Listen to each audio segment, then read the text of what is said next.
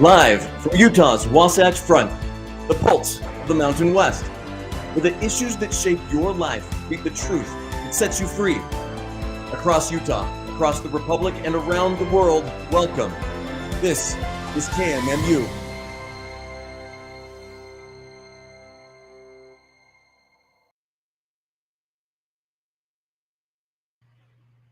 Welcome.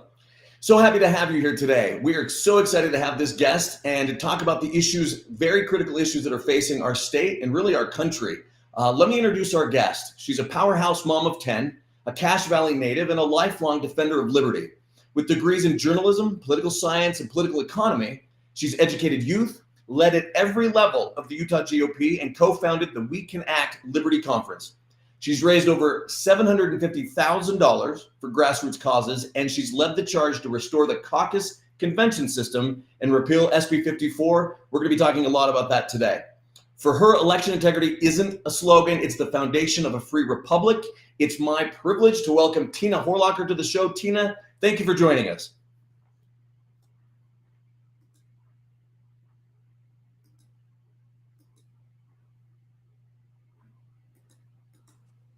Oh, can you hear me okay? Yes. Okay, thanks for having me, Trent. Absolutely.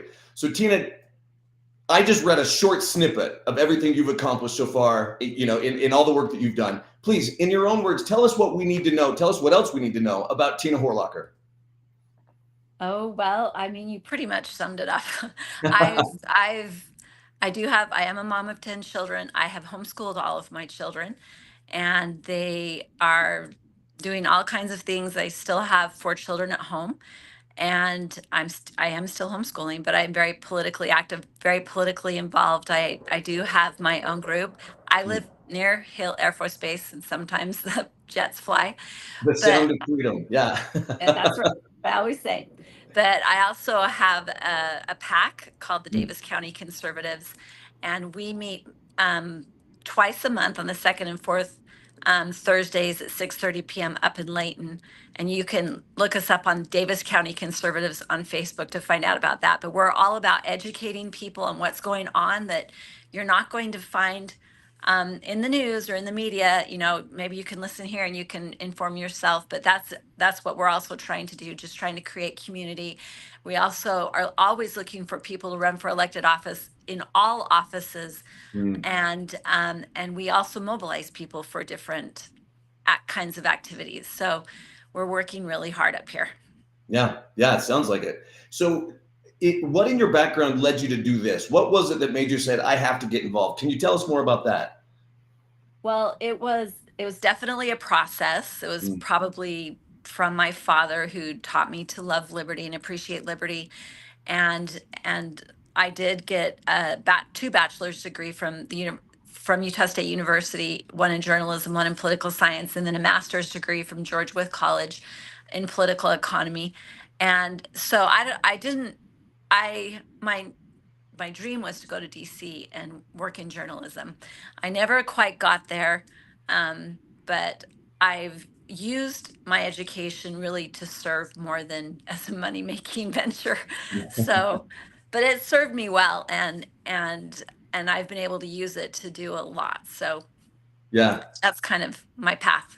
Well, it's always interesting to see where the good Lord puts us with our skills. And perhaps you may have, been able to do a lot more good right here with the Davis County Conservatives doing what you're doing than, even in DC, right? DC has a certain allure to it, right? A certain, glamour to it. But, my experience, what the real work is what's done at home. And it sounds like that's kind of the lesson your father taught you. Absolutely.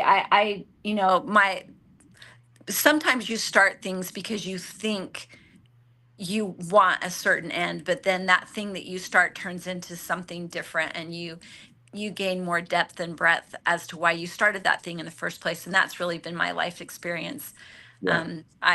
I've started all kinds of things and found a lot more reasons for why I started them than what I thought to begin with. So that's kind of been that experience. Interesting. Okay. I'd love to circle back on that in a bit. When you and I were talking before, we did a little pre-interview. We were talking about the convention system, the caucus system. I've attended my first caucus when I was 16. I didn't get to vote or anything because I was 16, but then I went back at 18 and got elected, and it's been part of my experience. But I'm finding that fewer and fewer people have that experience. We were talking about your efforts to really enshrine the caucus system, and I wonder if you could tell the audience about why you want to do that. Tell us about what's so important about the caucus system that we want to really enshrine it as a pillar of what we do here in Utah politically. Okay, well, I didn't have the luxury of starting when I was 16 or 18. I have definitely done that with my children, but I didn't know anything about the caucus and convention system until I actually was married and had children and lived in Layton and attended church and found out about it over the pulpit. And so I went to find out what this was about. Over And the pulpit, wow. yeah, I they said go attend your local caucus meeting, and that was what I did. And that was kind of my beginnings, and it was a real learning process. Like, I didn't get it at the beginning, but as I continued, I could see that it was definitely something valuable. But as I continued to participate, it increased in value, and and and I went from one position to the next. I was a caucus attendee, then a delegate. Then I became a legislative district chair and helped to run caucuses. And then I became a county chair and ran everything for my county. And then I became a state central committee member and learned even more how the caucus and convention system works throughout the state. And so it's been a real learning process, and the foundation of it all, as I've come to experience, is that the caucus and convention system is really what makes us a republic. Benjamin Franklin didn't say a democracy if we can keep it. He said a republic if we can keep it. So that's one of the reasons why the caucus and convention system is so important. Yeah. Let me circle back to something you said. You said over time it really increased in value. How do you feel? Can you tell the audience what that means to you, that it increased in value, your participation in the caucus? So, going back to my dad, one of the things I just remember my dad complaining a lot. He would always complain about the corruption or whatever, and it bothered me because I felt um unempowered. I had no idea what to do about anything that was so annoying to my dad. And that was one of the reasons why I followed the educational pursuits that I followed. But it was finally within the caucus system where I realized I had more of a voice, and I really had the ability to affect policy, to choose my legislators, to hold them accountable if I didn't like them, all of these kind of things. And so that's really where I found what the value was as I experienced all of that. Yeah. And if I'm hearing you right, what it sounds like you're saying is, when we go to the polls, we get a vote, right? And that's our voice. But when you go to the caucuses, you get to have another voice, right? You get to speak at that level. And then when you're a county chair or a legislative chair, it amplifies your ability to have a voice. It isn't just show up and vote, which is very, very important. But beyond just the one time when you vote, maybe in a primary and then in a general, the more you're involved, the more of a voice you have. Does that accurately reflect what you're saying? Yeah, absolutely. The delegate has the loudest voice. As a state central committee, that has to do with the governing of the Republican parties, but it doesn't give you any necessarily louder of a voice. The delegate has the loudest voice. And so as you participate in that process, and especially as it was prior to 2014, your elected official, your candidates wanted to interact with you. Yes. It's changed a lot now. It really is not functioning like it should, and that's been a huge fight over the since 2014. You mentioned your father. It reminds me of my father, and when he would serve as a delegate, and every 4 years, every 2, I mean, he was very involved in all the convention stuff, but every 4 years, man, he was going to breakfast and to lunches and getting calls and getting letters and getting T-shirts and personal phone calls from, that was back when Chris Cannon was one of the representatives, and personal phone calls from these these candidates. And to your point, that has changed radically, and I think that's that's one of the major reasons I wanted to talk to you today. You're kind of one of the major voices behind making sure that we can get people's voices amplified again, that we can make people's voices, the individuals, more powerful. So you mentioned pre-2014. Can you walk the audience through, please walk the audience through what happened in 2014? Tell us why it's different now. Well, there was an effort in 2014 by a group called Count My Vote. And Count My Vote was designed to make the general public feel like their vote didn't matter, that their voice wasn't loud enough, and that the caucus and convention system really was rigged, and the people that were involved were more extremists. And so, and I'm going to come back because I want to address that. Yeah. We're the caucus, everybody is invited to. Mm-hmm. At caucus time, signs are put up to let people know where caucus is held. Churches announce to their congregation, this is caucus night, make sure you go. So everybody knows. Mm-hmm. If a precinct chair is doing it right, then he'll walk his neighborhood and let everybody know when caucus is, so that all Republicans can go to their Republican caucus, or Democrats do the same thing. Right. And so you go, and in your precinct, which is just your own neighborhood, where you pretty much know a lot of those people, Right. they elect delegates, and they elect county delegates, and they elect state delegates. And so there's no way that your neighbors are going to elect some person within your neighborhood who tends to be more extreme, or Right. they might be more interested, they Right. might feel more motivated, more driven to be involved politically, and the other people are like, you go represent me, I don't want to do that. And Right. Right. that's totally okay, but that Right. does not make you an extremist. Mm-hmm. So Count My Vote really started putting this message out there that your delegate really is an extremist, and the caucus and convention system is full of people that really don't represent you. And they used a lot of fear. And so what ended up happening is they were going to do an initiative, and they started an initiative process, and the legislators came to the Republican Party and they said, we are going to have to pass a bill that says, to get to the ballot, there's another way to get to the ballot. You can do that by gathering signatures. And it was really a fear-based effort. I believe it was a collaborative effort between the legislature and Count My Vote. Maybe not all of the legislators, but certainly some of them, including Dan McKay, who was the Senate sponsor of that bill. And so they passed SB 54, which created a dual path to get to the ballot.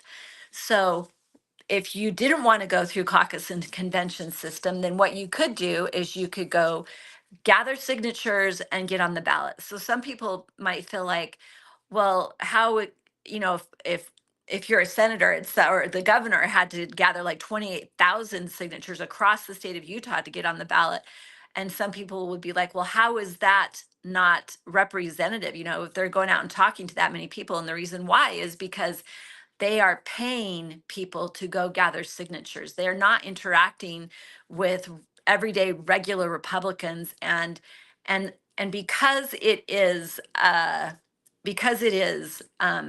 money motivated by signature gatherers, there's a great temptation for fraud, because every signature means $15 to them. And when we talk about what recently happened, let's talk about the consequences of that.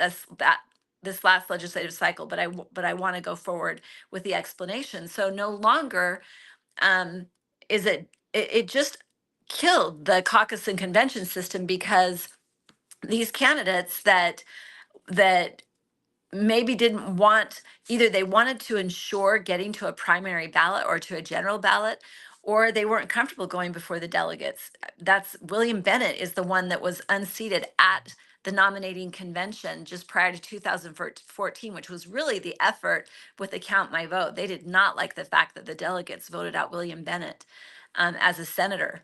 And so that was why they put the Count My Vote initiative forward. And so we have not been able to do that since. And I'll give you an example why. This last year, there's two conventions. There's an organizing convention and a nominating convention. The nominating convention is where we elect elected officials. The organizing convention is where we elect party officers. So last year at the nominating convention, I believe it was in April, end of April, around there.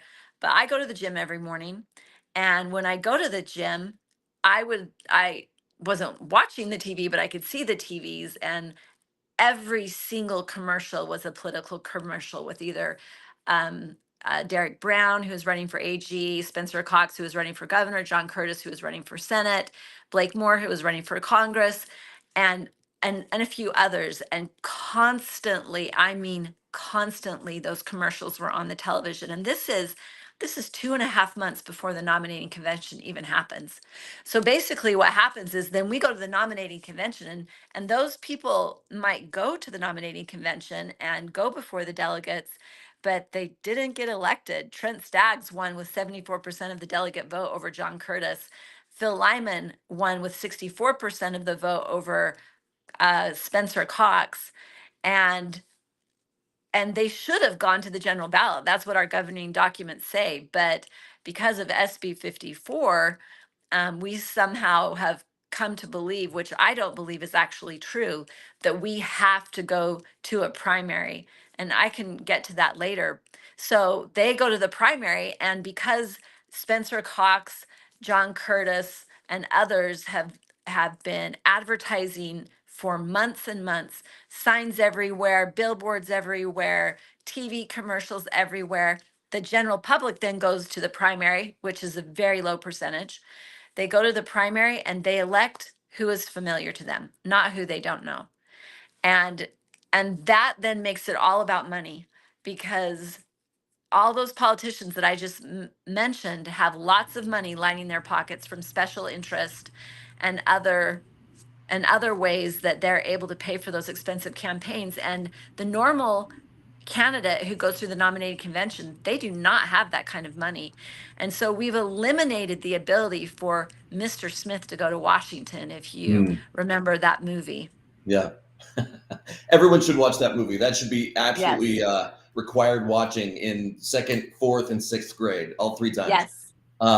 That was such a comprehensive explanation, and I'm really grateful for that. And it mirrors a lot of my experience as I've watched what has happened, in Utah politics.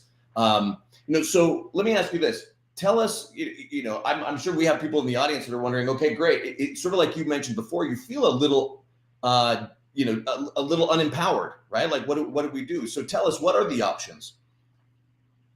So we tried about 9 years ago. We filed a lawsuit against the state and began the process of fighting against what we believe is an unconstitutional law, because we're a private organization. We have our First Amendment right of freedom of association, the same way a church has their right to freedom of association.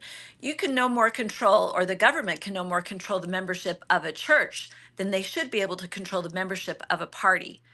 And our governing documents say we can say who is a member of our party. So there was a lot of effort over the years to repeal SB 54. They would take it to the House, and it would pass the House, and it would go to the Senate, where they say all good bills go to die. I don't actually believe that anymore. No one else should either. But it would always get defeated in the Senate. And so they'd always say, we have to get 5 more senators, 6 more senators replaced before we can repeal SB 54. And so we'd work hard to replace our senators, and dang it all, if those incumbents didn't use SB 54 to just keep getting elected. Right. And we're in this cycle of nowhere. So we take the lawsuit, we get to the 10th Circuit Court, and the 2 dissenting judges decide against us. But the presiding judge, Judge Nuffer, said, you do not need the legislature to solve this problem. You don't need the courts to solve this problem. You can solve this problem within the party. Well, so what happened with the lawsuit is we went to the Supreme Court, and we got I think over 100 amicus briefs, and I can't say me myself. Keep My Voice was an organization that was started up to combat the Count My Voice initiative, to try to educate people and really help to put that to fund and take that lawsuit forward. And like I said, we got over 100 amicus briefs, but the court ended up not hearing the case. And there was a couple of reasons for that. The lieutenant governor at the time, Spencer Cox, wrote a 34-page brief urging the court to not hear the case. Right. But also, we did not have an injured party. And that was one of the reasons why, that was a reason why the judges dissented in our case and why Judge Neffer said, solve it in the party. We didn't have a harmed party. Well, we now have a harmed party. We have Phil Lyman, we have Trent Staggs, and we have Chris Kimball, who were all our clear nominated candidates who didn't go to the general ballot. And not only are they harmed, every Republican is harmed. So what we ended up doing, so the loss, the Supreme Court, that was about 8 years ago. And so what we did is we said, okay, the Supreme Court's not going to hear our case. We're going to do what Judge Neffer said.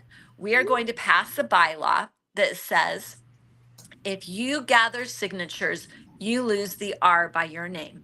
And that was exactly what we did. We passed a bylaw that says, if you gather signatures, you lose your membership in the party for a period of time. So it was passed at the State Central Committee. And at the time, Rob Anderson was the chair of the party. Well, the protocol is for when something like that happens that involves the state who runs elections, we notify the state of those changes. But he refused to send that bylaw to the lieutenant governor, who was Spencer Cox. Wow. And so, and we had lots of problems with Rob Anderson. But he refused to send that forward. So the body voted to send it forward. So we sent it forward, and Spencer Cox pretended like we didn't because it didn't come from the chair. So the next term happens, and Derek Brown is now the party chair. Well, Derek Brown, along with the aid of other legislators, including Mike Lee, worked to repeal that bylaw. They were not successful. The next term, Carson Jorgensen was chair. And my Olivia Dawn Williams was the secretary of the party at that time. And I mean, there's a lot of intricacies. Basically, they were successful in repealing that bylaw with the help of Derek Brown, Emily Brown, and others within the party, some more of the establishment SCC members and outsiders, elected officials again. And remember, the SB 54 is known as the Incumbent Protection Plan, because all you have to do, including Judge Nuffer said himself, he asked the state attorney, you mean to tell me that Bernie Sanders can go gather signatures and get on the ballot? And the state attorney had to sheepishly admit, yes, that was true. So, so in Utah, I was actually had an interview with the Wall Street Journal today. I spent an hour on the phone with the Wall Street Journal, and we were talking about this, and they said, well, does the Democrat Party, do they gather signatures? And I said, well, no, the interesting thing about that is that, and I told them about what the judge said about Bernie Sanders gathering signatures. And I said, unfortunately, the Democrats in Utah have realized if they want to get elected to office, they have to pretend like they're Republicans. And so we have a lot of Democrats in Republican clothing that are gathering signatures to get on the ballot. I mean, our own Senate. Fascinating. Wow. One of our senators is a former county Democratic Party chair who gathered signatures. A Republican senator. John Curtis. He's a former chair of Utah County for the Democratic Party, and he has gathered signatures to get on the ballot. He lost at convention against Trent Staggs, but he won at the primary. Yeah. Let me back up to something you said when you were talking about, and that was a fantastic history lesson to run us through kind of what happened and whatnot. You kept mentioning when Rob Anderson was the chair, you kept saying we passed a bylaw and we did this. Can you explain what body are you referring to when you say we passed a bylaw, and what's the purpose? Tell us about that. Okay, so that's the state central committee. The state central committee I see. has about, I believe it's 186 members from every county. Every county is apportioned a certain amount of members. It's apportioned according to the amount of Republicans, active Republicans within that county. And so Excellent. that's the representative for the Republican Party to govern the party. We are the governing body of the Republican Party. The chair is not. Mhm. The officers are not. The role of the officers is to put forward the will of the body. So I see. that is their role. It is to Mhm. perform the will of the body. And so Rob I Anderson see. refused. Mm. So, explain. Would that be similar to, think of a corporation that has a CEO and C-level executives, but also has a board of directors, right? And the CEO and whatnot, their job is to execute, the will of the board of directors, right? They have some leeway, but ultimately it's the board of directors that can, make decisions. Is it similar to that? Can you explain that a little bit? Yeah. I mean, it's very simple. It's just that the chair facilitates the will of the body. The SEC members come, Yes. they debate, they're deliberative body. So they are debating. Some people are like, oh, it's so contentious. Well, it's not Mm. contentious, but you are debating. And there are rules. And when you know the rules, you can use the rules to help accomplish what you want to do. And Yeah. so we go. It's a very rule based Mm-hmm. that you know how. Anyways, we go, we debate, we have bylaws, we work Right. according to agendas, and that's how that works. So, in my experience as a delegate, there's 4,000 Oh, I delegates. You suddenly mentioned cannot that. hear you. Oh no. Can you hear me? Little technical difficulty. Yes, I can. Can you hear me now? Hmm.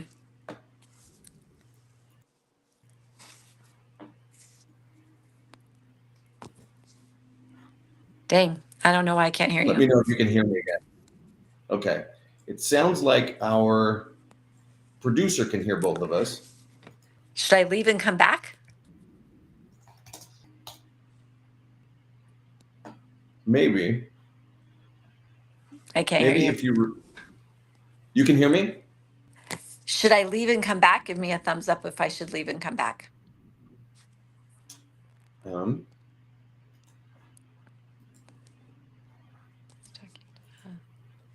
I don't know why I can't hear you.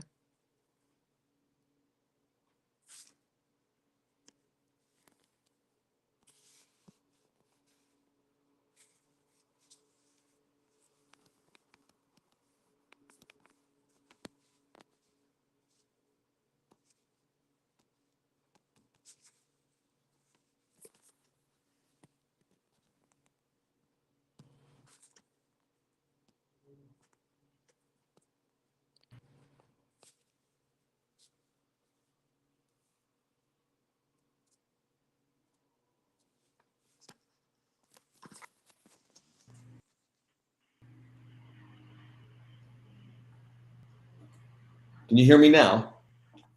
Oh, I can hear you. There Yay. we go. Good, good. I apologize for the difficulties. You had just said something really fascinating that I wanted to dig into. My experience with the delegates is, of all the 4,000 delegates that get elected every time there's an election for delegates, about half of them are new, meaning that the other half have had some level of experience. Maybe they've been elected once, twice, some of them many, many times, but the other half are new. And so they're coming in and I think one of the themes of this interview has been learning, education, right? There's a constant need to help people understand their role and really how important their voice is.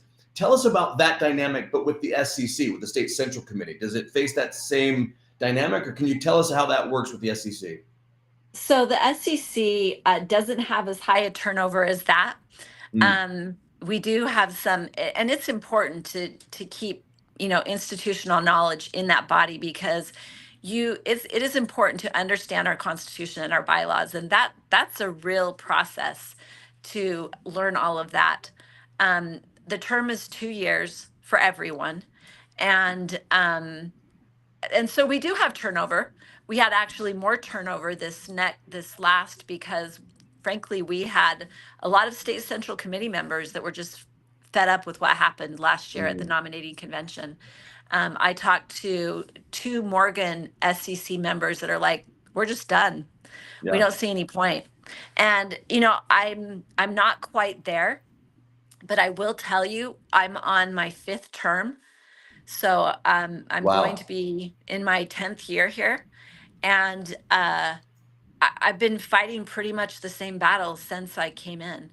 And the thing that Mm. really has stopped us from being successful as a body are chairs that have agendas, more than just the agenda for the meeting. And that's really the real problem. Can you expand on that? An agenda. What can you expand on what you mean by that, Well, or an example? I will tell you, I'll tell you this. So my first term, which was a real learning experience for me, um, during that time, there was an effort. So that's when we were fighting that lawsuit. And we Mm. learned that because we were fighting the lawsuit, at the time, Governor Herbert had told the big donors to not donate to the party. And so we Wow. were hurting for funds. And the reason for that is they were trying to actually bankrupt the party. And the reason they Mm. wanted to bankrupt the party had a lot to do with the Count My Vote effort. We are called the Utah Republican Party, but there is actually an entity called another um, private organization called the Republican Party of Utah. And Really? since my first term, what their dream is to get the charter from the national party for the Utah Republican Party and just switch it out to the Republican Party of Utah, and then run the Republican Party kind of like California. So Mm. if you look at California and how they elect their representatives, which has led them to their current political, cultural, educational, everything, we have a lot to lose. We have a lot to Right. lose if we lose the Republican Well, tell us Party. about this other entity. Would they, do they use the caucus system? Do No, they, no, or they would have nothing like, tell us more about yeah, they would them? have, well, I mean, it's very secret and you have to do some digging. But it's absolutely known. You can look it up, the Republican Party of Utah. And the same people that are behind Count My Vote are the same people behind that. And they Yeah. 100% are still doing whatever they can. And in fact, with this last election with Phil Lyman, there was a lot of chatter and talk about the Republican Party being destroyed. Oh, if Phil Lyman is Mhm. elected, the party's going to be destroyed. And they tried to make it look like the people that were going to destroy the party were some ardent Phil Lyman supporters that are very vocal Yeah.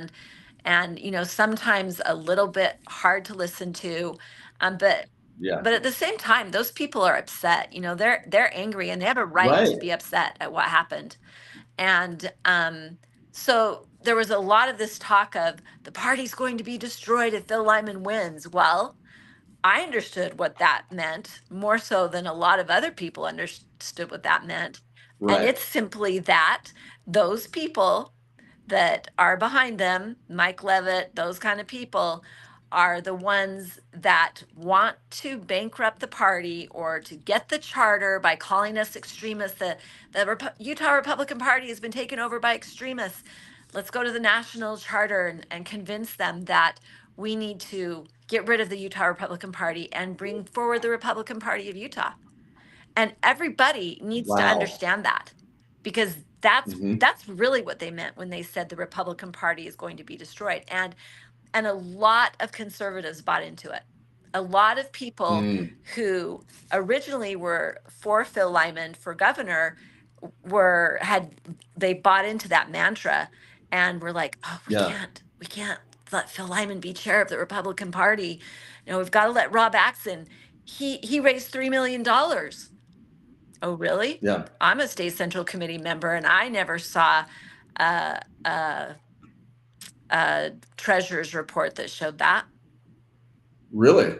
Really? So the state central committee does not get financial reports? Are they supposed to Oh, get we're financial supposed to get reports? financial reports. We're also supposed to get audits, but we had neither the last 2 years.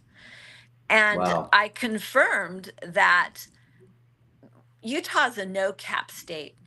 And I don't quite understand how all of this works, but because we're a no Sure. cap state, a lot of other Republican parties in other states will send the party money and then we send it out the door back to them. And it has something to do with us to be a no cap state. So we're really not making that money. We're not raising that money, but that was the money that Rob counted as the money that he raised for the party. I see. I see. Okay. Okay. So tell me this then, and tell our audience, because I have the question. I imagine the audience has the question. This fight can't be over. No. I mean, it sounds like from what you described, we tried to go through a legislative option, that didn't Right. work. We tried to go through the courts, that didn't work. Right. And so, if I know Utahns, we're not going to give up that fight. Walk us through what's happening right now. What are the options? What's the other side doing? Maybe start. Please tell us what the current options are to get rid of SB 54. So the legislature could always decide to repeal SB 54. And I want to say something about that. The legislators are very well aware of the whole debacle of the signature gathering process, especially with the last election cycle. The state auditor just came out with a report that said not only was the governor short signatures to be able to be on the primary ballot, he was 1,000 something short. He wasn't even close to having enough signatures to be on the ballot. But now there's nothing we can do about it. And we're all going to put it on the lap of Brian McKenzie, the Davis County auditor, because he was the one that was in charge of verifying the signatures. And so they're trying to lay it all on him and run the whole gamut through him and take the target off of the governor. And so, wow. So he was kind of a sacrificial lamb for the blame. I mean, it appears that way. The legislature are holding regular hearings about the problems associated with the last election. They are very well aware. They received the report that Tina Cannon, the state auditor, just recently gave them that told them the governor was over 1,000. And I should have got the exact number. I don't want to say the exact number because I can't remember it, but the governor was over 1,000 short. There were other candidates that did not get on the primary ballot because they didn't have enough signatures. And William Hatch was one of them. There were other ones besides that. I could say a lot about that. There are 11 people who were charged with crimes. One signature gatherer had over like 2,200 signatures that he got. Only 86 of them were real. The rest were fraudulent. And he now has he now faces criminal charges and but it's sad. It is really sad. So remember that incentive for fraud, because every signature they get is $15. And we've also been told by some of those signature gatherers that didn't have as many fraudulent but still had fraudulent, that they had a hard time. Like there was a difference in between some of the other candidates ran short as well. But they had backup signatures, but the governor did not. And they still have to get to the bottom of this. But if you talk to some of those signature gatherers, what they'll tell you is that people did not want to sign Spencer Cox's signature gathering packets. They did not want to sign them. I mean, when these signature gatherers show up, they've got multiple things you can sign. Yeah, right. And so you're saying, if I'm understanding you, you're saying, I'll sign this one, this one, and this one, but that's for Spencer Cox. I don't want to sign that. Exactly right. That is exactly what happened. And so our legislators 100% know that they need to repeal SB 54, but they will not because it is the incumbent protection plan. So what can we do? Yes. Well, we can run an initiative and we can go out and gather signatures to get it on the ballot to save the caucus and convention system. And then probably what would happen is Count My Vote would come out and run a counter initiative to do the exact same thing, which would be highly contentious. It would be fraught with I mean, it would be a huge effort. It would take a huge effort. I mean, Right. for those people that were involved in trying to save the flag Right. and the initiative and referendum that they gathered signatures for, that was a momentous effort, and they were short. And Or at least so told they were short. Right. that's a really hard way. And I don't love legislating by referendum any either, because really that makes us a democracy, and democracy is not the way we want to govern. We want to govern as a republic. So Right. so I go back to what Judge Nuffer said. He said, you can solve this problem within the party. So let's talk about what we did. When we passed bylaw 8, which was so problematic, they said they did not sue us for bylaw 8. They didn't, you know, they didn't come and try to tell us we're in trouble, we're going to take away the charter, all of those things. They didn't say any of those things. They just kept trying to repeal it. And finally, they were successful. So that tells me we did what Judge Nuffer said, and that's what we have to do again. And I'll go a little bit further than that. We need to run our own primaries. And there's a couple of ways we can do that. Some people are like, oh, that's going to be so expensive. Why is that expensive? We could do it the same thing like a caucus. When we run caucus, we could hold elections in all the same kind of groups, gather those ballots, count them the same way we did the presidential primary last year. We could do that. Or at the convention, we could just lower the percentage. We could, I can't remember what it's called, the threshold, the percentage threshold, which right now is 60-40. So if a candidate gets over 60, he goes to the general ballot. If it's between 40 and 60, then there is a forced primary. But what we can do is we can lower that threshold to 50 plus 1. And then most of the time we can have a candidate that's not going to go to a primary ballot. We just do it right at convention. That keeps the government out of our primary process. We can control who our nominees, and we just send who our nominees are to the lieutenant governor. That's very peaceful. Wow. That's very orderly. That's according to our right to control our membership. That's according to our right to freedom to associate. That's how we need to solve it. And that can happen within the party. That can happen via referendum. That can happen via constitutional amendment. What do you think? Central Committee. State Central Committee. State Central Committee. Yep. The state. So essentially, if you're listening and you agree with what I'm saying, what you want to do is you want to find who your representatives are on the State Central Committee. And you want to go to them and you want to say, this is what I want done. Right. I will tell you, if this happens, the contention within the party will cease. Now, Count My Vote might try to cause problems and, do whatever, but I don't believe that they'll be successful. And people, there's a lot the party can do to educate on the caucus and convention system, which they frankly have not been doing. The caucus and convention system is a system that should be taught in schools. Right. Yes. It should be taught in schools. It should be taught in colleges. It should be taught everywhere. Right. Because it is the system that makes us a republic. Explain that a little bit. What about the caucus system inherently makes us more like a republic? Can you explain that?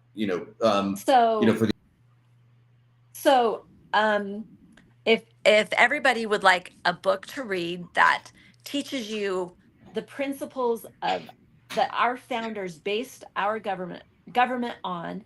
I would recommend the 5,000 Year Leap. You can get it on Amazon. It's very cheap. It is an amazing book for the whole family to read, for you to really understand the history leading right up to the Revolution, the Constitutional Convention, and then it goes into the principles specifically. And one of those principles is that the keystone to preserving freedom is local government, or the local government is the keystone to preserving freedom.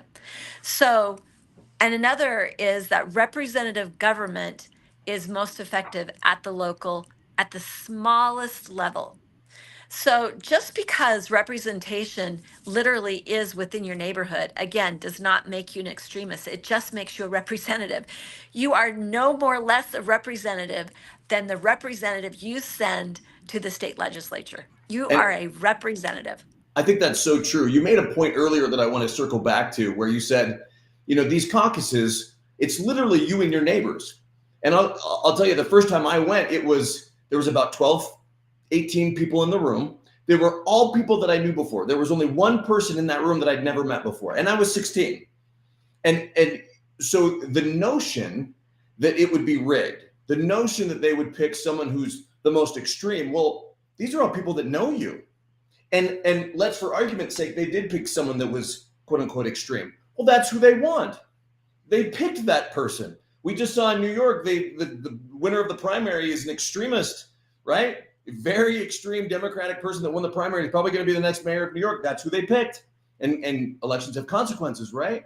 And so, to your earlier point, these are people that know you intimately. If you've ever run for office, you meet a lot of people and they get to know you, but they don't have a lot of time to get to know you. They can't learn who you are in such a short period of time. But these people you've lived next to, Right. they've seen you out in your yard, they may be at church or at school functions, the PTA, they know you. And so they can, to your point about a republic, they can come back and say, look, this guy's going to run, but I don't know. I'd rather have this person, because they know you on a personal level, right? And that's the beauty of these caucuses, is you're really picking someone. The higher up you move in an election, the less likely you are to really personally know the person that you're voting for, which makes it easier for that person to put on whatever mask they want to put on, right? So, and let me get back to, you were talking about the options that people have, and I love this idea of. Well, wait, let me say something about what you just said right there, because some people might be annoyed to hear you say 18 people were at your caucus meeting. Sure. So the caucus is open to everyone. Yes. Anyone, if you're a Republican, if you are a Republican, you have to register. You have to prove you're a Republican. You have to register to be able to attend, and that's fair. And so you go attend. We don't want Democrats at our caucus. Right. And that's a trick that they try to play to try to stack the who the delegates are. And so we have to be careful to make sure we elect the right people. But they're open to all Republicans. Nobody is excluded. That's right. And so someone might be annoyed, well, there's only 18 people there. Well, if you understand political economy, you will understand that very few people even care. Very few people care. Like I try my darndest to educate as many people as I possibly can about what is going on in our state. And frankly, the apathy and complacency they're part of that pride cycle, apathy and complacency. Yeah. And that's that is a troubling thing, because that does lead us to the next tick in the pride cycle, which is not where you want to be. Yeah, it's not where you want to be. So apathy and complacency is bad. But historically, it is the way it has been. The Revolutionary War, less than 10%. I don't want to say the exact percentage in case I get it wrong. I think it's 3, but I'm just going to say less than 10% of the colonists actually fought the Revolutionary War. The rest did not. So the 20/80 rule, but it's way less than 20. Yeah.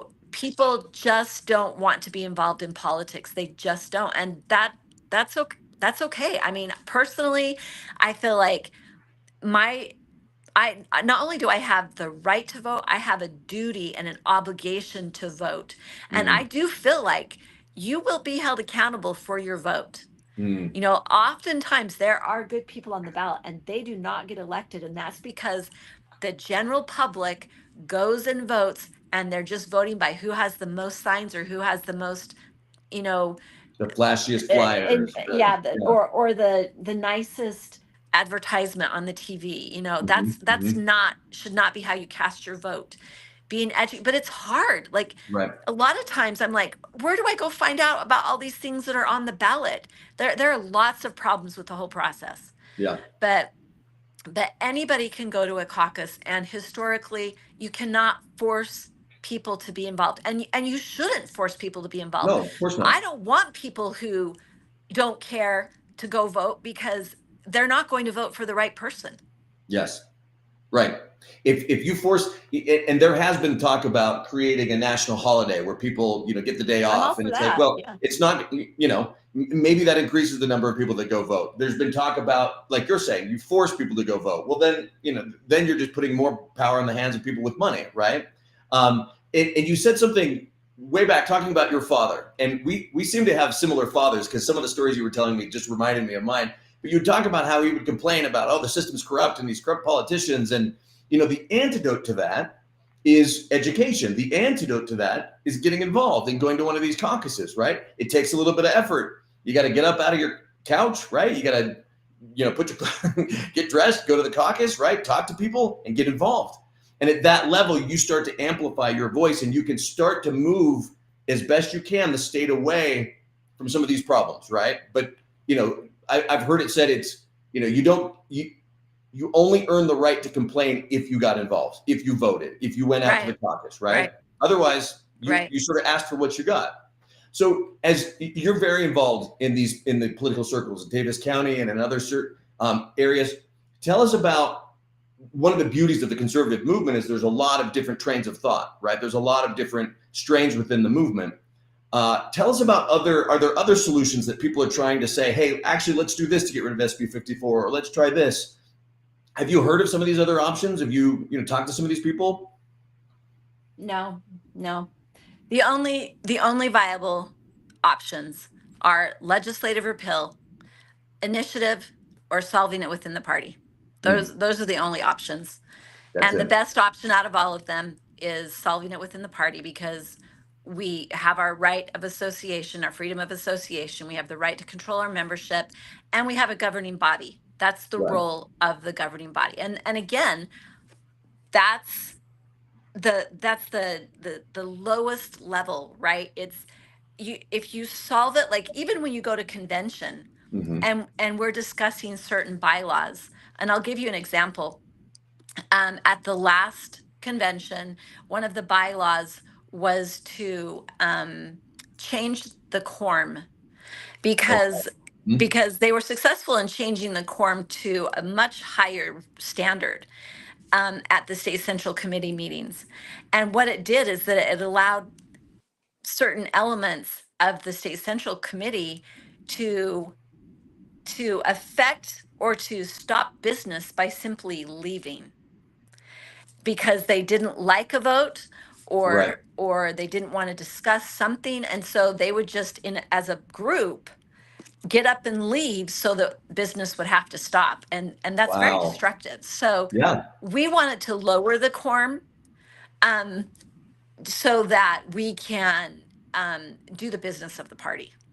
So Yeah. but so that's an example of how taking something and that's according to our bylaws. Like if you Right. don't get it past 2/3 in the state central committee, you have to go get it passed by majority at the convention. Right. So if we don't, let's see, if we get it done by majority in SEC, it's 2/3 at convention. If it's 2/3, then it's majority at convention.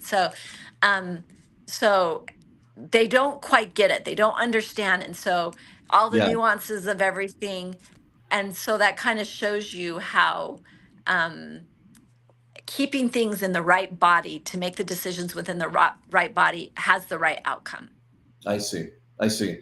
And with the newer members of the SEC, what efforts are being undertaken to educate them and help them understand, when they come in, is there training involved? Do they receive training? Is it kind of you learn as you go? It's a little bit of both. I didn't. So we just had our first meeting last Saturday. Um, and we hardly got through anything. And that is another reason. During COVID, we opened up a Zoom, Mm. a Zoom. Sorry, I've been talking so much today, I'm losing my voice.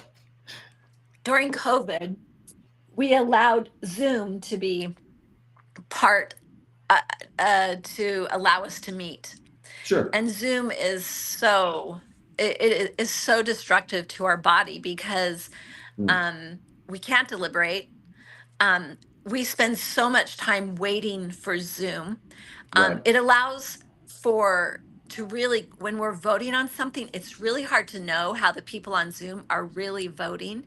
And the Mm. people on Zoom quite often have a hard time hearing.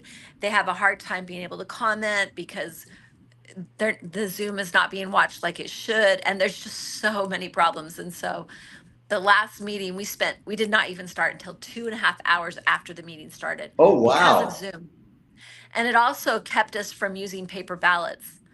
At least they used that as an argument from using paper ballots because the people on Zoom had to have a private, they had to be able to vote and protect their ballot, from anybody knowing. But then it made it so that we used a voting system that was electronic. You couldn't Yes. verify it, you couldn't audit it, and so Zoom is a mess. It's a Yeah. mess. We literally accomplished hardly anything except for we were successful in sending three good, amazing candidates to the governor to decide for the school board. So that was one big success that we had. That's good. Let me take just a moment, Tina, if I could. We'll do a station identification. You're listening to KMMU, Main Street Media, Utah. We're live on X, YouTube, Rumble, and our website, kmmu.org. Thank you for listening. Thank you for watching, and stay tuned. So I want to ask you, Tina, I want to get back into this with so much of the theme of what we've been talking about comes back, at least to me, to learning and to education. Right? Every time you get a new delegate, you've got to educate them, right? You have to educate the voters. You have to educate the SEC members when they come in, right? Candidates spend a lot of time, as you and I both know, educating the voters on the issues, why these issues are important, why this issue is more important than that one, and why maybe my position is better than that person's position, right? So much education. And it sounds like if I could, and tell me if I get this right, your position is saying if we could get the people to reach out to their specific member of the state central committee and tell them how they want to vote, which is to get rid of SB 54, right? Then we could do it within the party. It's done, right? So then how do we get the education back to these individual peoples in the citizens, the voters, the Republicans in the precinct? How does that mechanism work? So the first thing I want to say about all of that is that it's Yes. all volunteer. Mm. It's all volunteer. Um, I I don't even I couldn't even begin to guess the amount of hours that I've put in to Right. this whole effort, like thousands of hours. Um, and and so it's all volunteer, and we're only as good as our volunteer base, both in depth and in breadth. So the Mhm. more volunteers we have, the more ability that we have. But and that's one of the reasons why we have county parties, Yes. is to be able to be more effective in representing our counties and also educating our counties. Again, the lowest level has the greater ability to be successful. Yeah. We don't want, entities that are far from us to be telling us what to do. Yeah. So there's lots of ways. If we had people who really, really cared Mm. about liberty and freedom and education, and were not motivated by avarice and greed, Yeah. things would be a lot different. Um, if our elected officials really wanted people to understand, there are definitely things they could do. They could pass a law that says we want the caucus and convention system to be taught at all educational levels, and and we want civics taught. Hmm.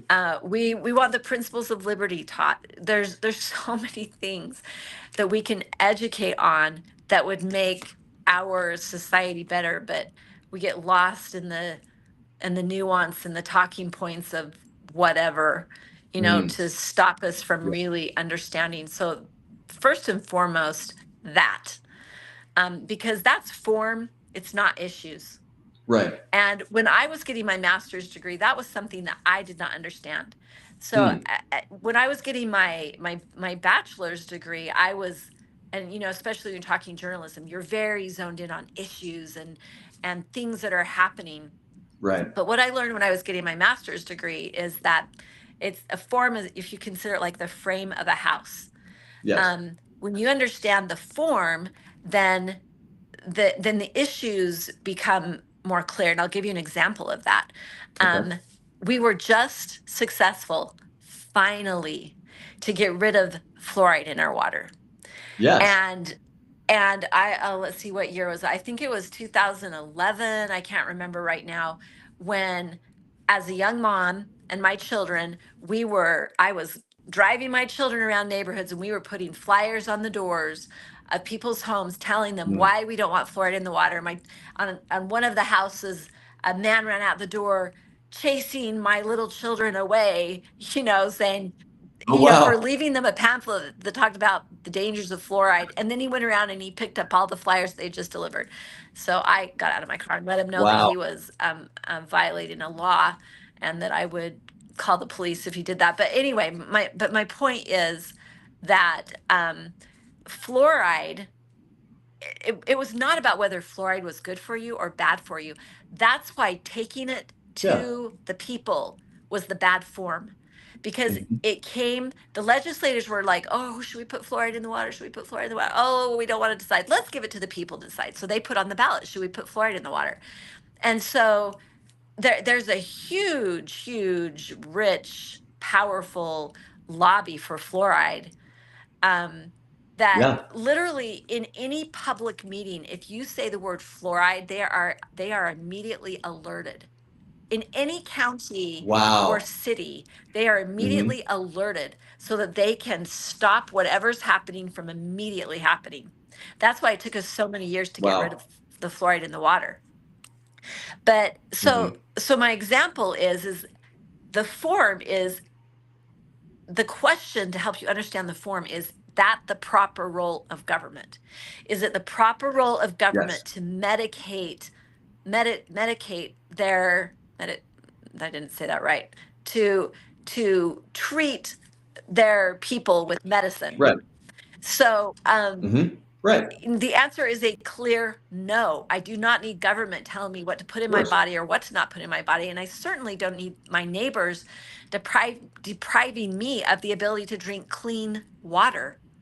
So the Right. whole thing was messed up. So when you understand the difference between a issue and form, it really clears things up a lot.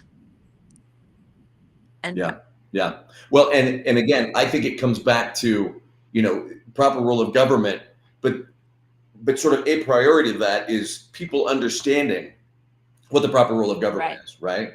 You can ask people, is that the proper role of government? And I think a lot of people nowadays would say, I don't know, right? I don't know. They've just never been taught what is the proper role of government, or even not necessarily that they need to be taught, but just to think it through, right? I mean, it's really a simple question. Should you be forced to do right, X?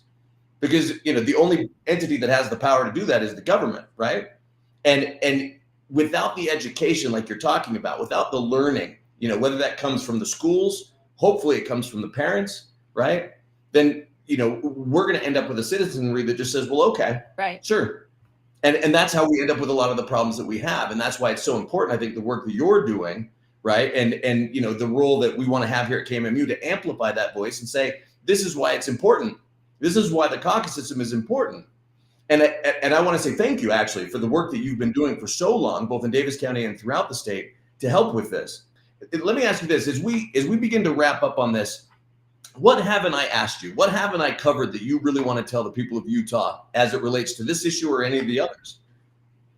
Well, let me emphasize and encourage anybody listening to find out who their state central committee member is, and to call them and explain to them why you feel SB 54 needs to go away, and that you believe that the party can solve that problem by passing a similar bylaw like what I explained, which simply says if you gather signatures, you lose your membership for a period of time, and that the parties should run their own primaries. This can be done without any problem whatsoever.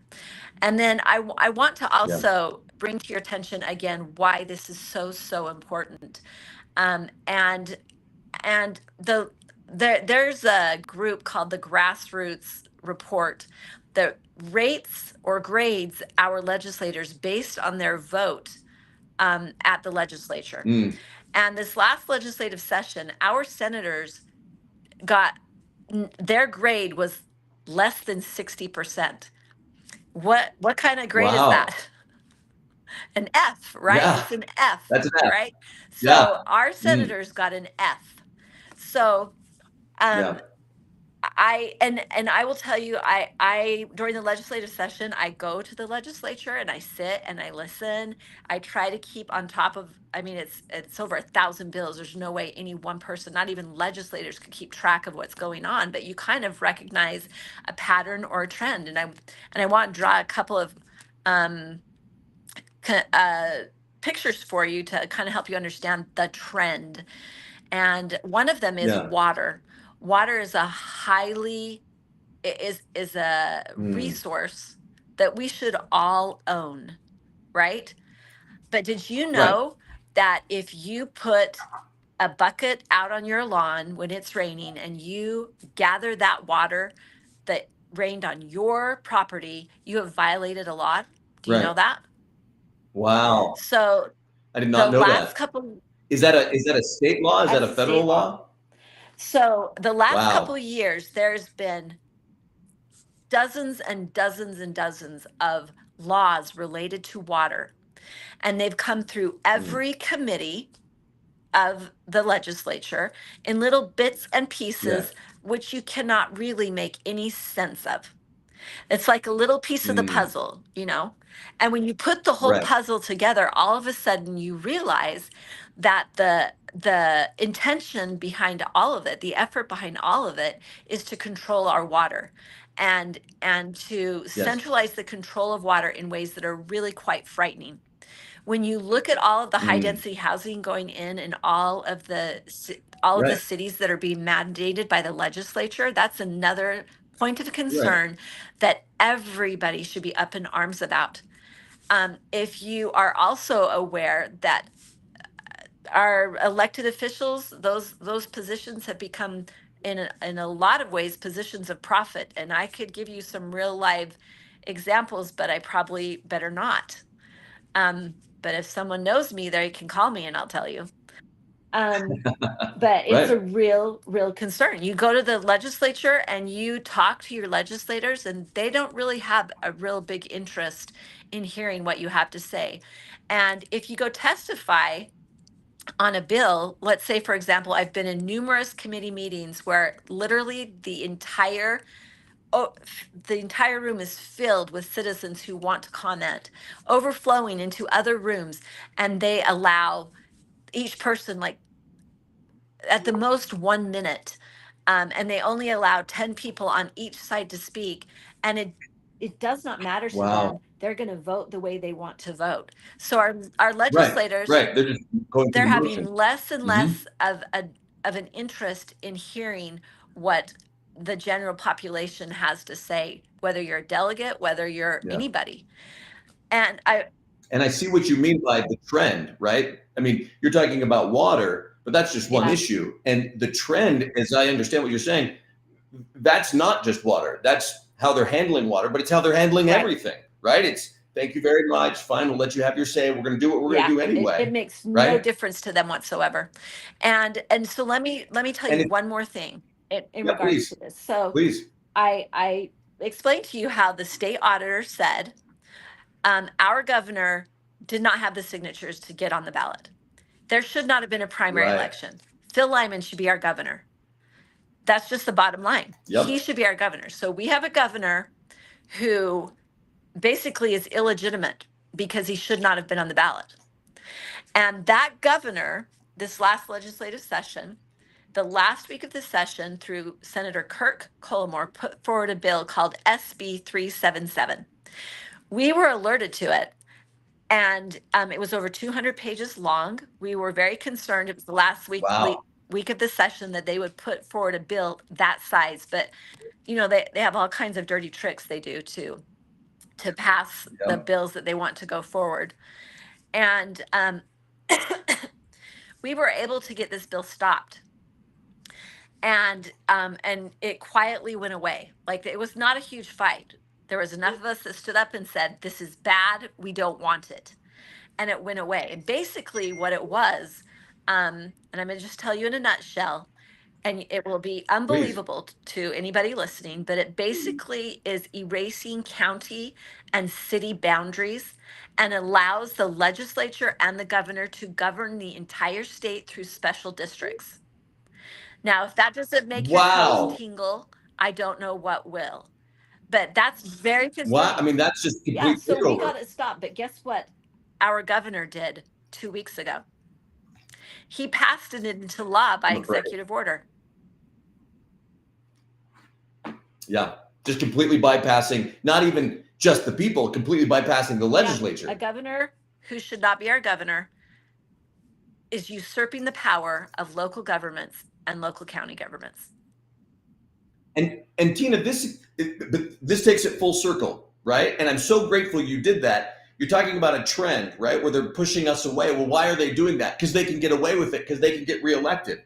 And why can they get reelected? Because SB 54 allows them permanent placement in the legislature or in the governor's mansion, and there's nothing the people can do. That's I absolutely mean, talk true. about disenfranchised. Let me tell you. I mean, this is what your father and my father was talking about when it's corruption, right? So let me tell you something else. In the state Please. of Utah, the lieutenant governor, there was great effort on the part of different citizens and even candidates to get the voter registration information. The lieutenant governor Right. unequivocally Mhm. would not give it out. On top of that, you can't see the Wow. cast vote record. On top of that, we have automatic mail-in ballots. Those three things and the ERIC system Yep. create nothing but elections that are anything but honest. So a law firm out of DC called the Public Interest Legal Foundation, Yep. filed a lawsuit a couple of weeks ago against the lieutenant governor for hiding or withholding the voter record information, because by federal law, she cannot do that. And they're also Right. going to add some other elements that I'm better not say at this time to that lawsuit. So we definitely More to have come in things the that are future. happening. Yeah. I'm gonna say one more thing. I was in a legislative Please. audit committee meeting that Dan McKay was chairing, where Natalie Clausen, who is the former lieutenant governor candidate with Phil Lyman, and Michael Clara, who's a private Who should be the lieutenant governor right now? Right. and Michael Clara, who is a private investigator that has investigated all of the signature issues. In fact, if you go to YouTube and search Michael Clara, CLARA, and if you scroll, Yep. you'll see he has 14 videos that describes the whole fraud of the signature gathering process, culminating with the Spencer Cox not having enough signatures to be on the ballot. But Michael Clara and Natalie Clausen in this legislative interim meeting gave a presentation that made my jaw drop, even after I know so much. And basically what Natalie showed was that they literally did everything they could before the primary to try to stop what was happening, because they knew at the time the signatures were fraudulent. They were stopped at every turn. They went to the FBI, they went to law enforcement, Wow. they went to the AG, they went to the courts. Every one of them turned them down. So here I am in this meeting, and she Wow. showed that. She was showing that in this audit, in the legislative audit committee meeting, and going over the whole Yep. presentation. I'm just like, oh my gosh. And there were some good questions that were asked by some of the committee members. But at the end of it, Dan McKay says to Natalie Clausen, Natalie, I'm really apologize for the drama and trauma that your campaign caused you. But we're just powerless to do anything. So basically, Oh my goodness. she showed that the law enforcement, the courts, the AG, the legislature can't do anything about it. So later, I texted Dan McKay and I said, okay, so who can, Dan? Who can do something Right. about it If then? you can. You know, we Right. clearly see the signatures were fraudulent. We have a governor sitting in the governor's chair who should not be governor. Who can do something about it? Oh, well, we're just gonna, this is not what he said. What he did say was, frankly, I don't have a good answer for you. That was what he said. I said, well, God, it kind of makes me think of a prophecy that I know that says that Salt Lake City will be classified as one of the most wicked places in the whole earth. And Yeah. he didn't Yeah. disagree with me. So, you Well, know, folks, there's a lot of corruption in Utah. All is not well in Utah. And we yeah. better wake up to the corruption. Well, and there is a tendency to sort of like my father did or your father did, or some people might do, where they would hear this and just throw up their hands. You mentioned 2 members of the SEC who just said, I'm done. I can't do this anymore. Right. And it falls to us to say, no, as long as I'm here, I'm just going to keep coming and educate people and let them know there is a way to fix this. Because to your point, and maybe we can say one more thing about this before we wrap up, but if SB 54 gets fixed, meaning that, you know, people call their SEC member and they tell them, we got to get rid of this, and we pass the bylaw and it gets fixed, it's a cascade, it's a domino effect, right? Now Right. the legislators know you're not Right. guaranteed re-election. You'd better listen to your constituents. Right. You'd better get rid of these things or not allow the governor to do the things that he's doing. And all of a sudden, within very short order, we can fix some of these things. That's what I tell everybody. So listening to you today gave me 2 things. It gave me a lot of information that, I'll be honest, I didn't come in knowing. I didn't know a lot of the things that you said, but it also gave me a lot of hope that there is a way to fix it, that we can, if we can mobilize, there is hope that we can bring this state back from the brink. And that's what I'm taking away from what you said, Tina. And I want to give you the final word. So yeah, basically, if we were successful in neutering SB 54 within 2 election cycles, we would be looking at a different state house. We could get Mr. Smith to Washington, and we could get some of these Democrats that are in Republican robes kicked out of the legislature, and we could have a legislature that is more interested in what is best for Utah. And that's really what it has to be about. Tina, we're going to have more conversations about this because there is much more to be said. I know there are people that obviously agree with you. I know there's people that obviously disagree with you, but I know there's people that want to get involved.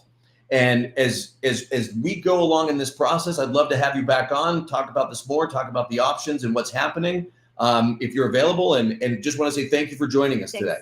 Really grateful for your expertise, but also all the time and effort you've put into this over the years. We can bring Utah back from the brink, Tina, and I'm grateful for what you're doing. Okay. Well, thank you again, everybody. Thank you for joining us. This is KMMU Main Street Media. You can follow us, subscribe for free to our newsletter, and also listen live at kmmu.org. Thank you again, and have a wonderful night.